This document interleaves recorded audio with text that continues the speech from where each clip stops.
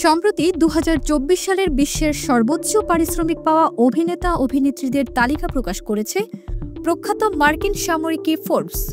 সে তালিকায় অভিনেতাদের মধ্যে সবার প্রথমে রয়েছেন জনপ্রিয় হলিউড অভিনেতা ডুয়াইন জনসন। দীর্ঘ ৪ বছর পর আবারও শীর্ষস্থানে ফিরেছেন এই অভিনেতা।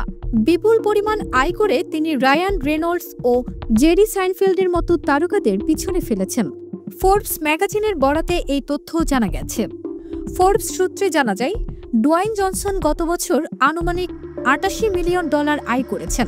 এই আয়ের বেশিরভাগই এসেছে তার অভিনীত রেড ওয়ান, মোয়ানা 2 এবং তার পুরনো সিনেমাগুলোর রয়্যালিটি থেকে। আরও জানা যায়, শীর্ষস্থানীয় অভিনেতারা মূলত বড় পর্দার বাইরে থেকেই বিপুল অর্থ উপার্জন করেছেন, কারণ ২০২৪ সালের শীর্ষ 10 ছবির মধ্যে 6টি ছিল অ্যানিমেটেড, যেখানে অভিনেতারা সাধারণত বড় অঙ্কের পারিশ্রমিক পান না। এদিকে ওটিটি থেকেও অনেক তারকা বিপুল অর্থ উপার্জন করেছেন। ব্র্যাড পিট ও জর্জ ক্লুনি উলফস সিনেমার জন্য প্রত্যেকে $৩৫ মিলিয়ন পারিশ্রমিক পেয়েছেন। স্ট্রিমিং প্ল্যাটফর্মে চলচ্চিত্রের মালিকানা কেনার সুযোগ না থাকায় তারকাদের বিশাল অঙ্কের সম্মানী আগেভাগেই পরিশোধ করা হয়।